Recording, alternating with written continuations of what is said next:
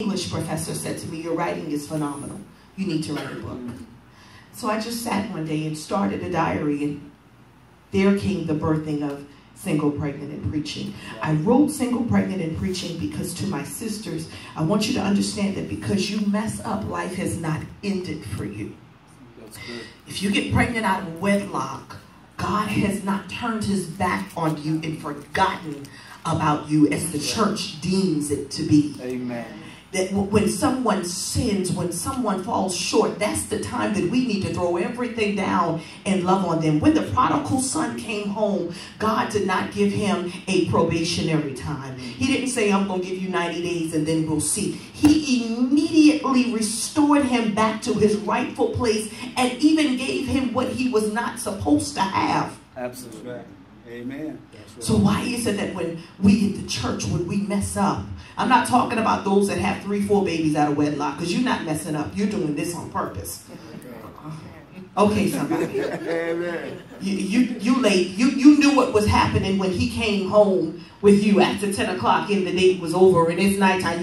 There's nothing else to talk about. You talked on the date. Come on, you talked on the ride over. That's right. You walked into fornication. You meant for that to happen. Amen. But we as a people, we have to embrace those people and love on them and strengthen them and help them not to do it again. I want to talk to you about the dating life.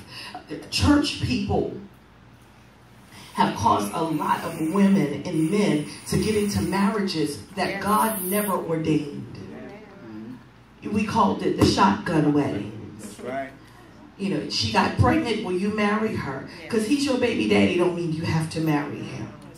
If I had married this man that told me to abort her, that young lady sitting there in the blue, I wouldn't be standing before you today. I would be in jail or I would be dead. Because now when I trace his life, I know that he was not for me. He told me to have an abortion. Told me to get rid of the baby. But what he didn't know was a few years earlier, the doctors found a tumor on my brain. They said, we have 7 days to do surgery on you. If we don't do surgery on you, and this tumor grows within 7 days, you will end up in a mental institution. You will never be able to think straight, and you will never have children. I gave birth to 2.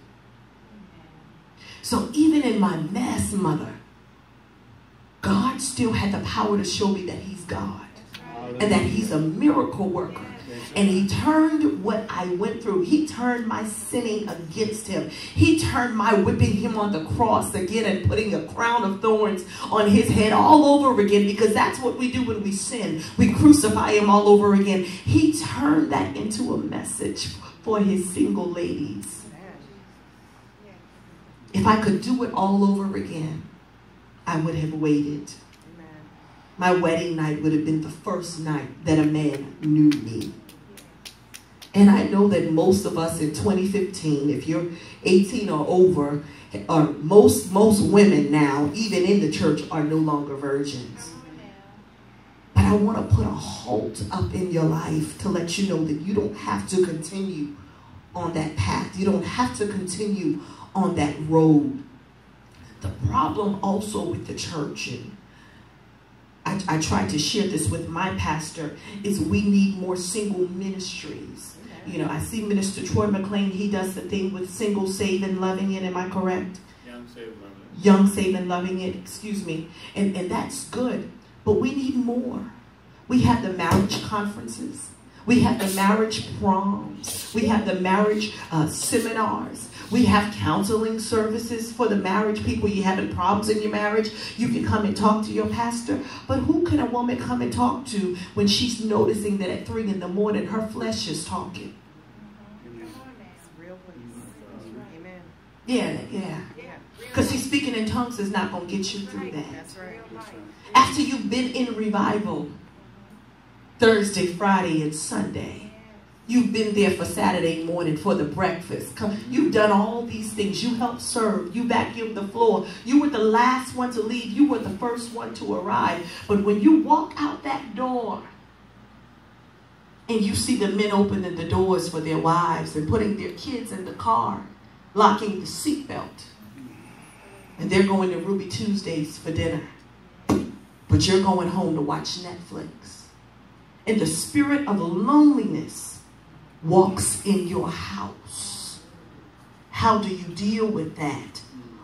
Who do we have to go to? Who do we have to talk to when that happens? Amen.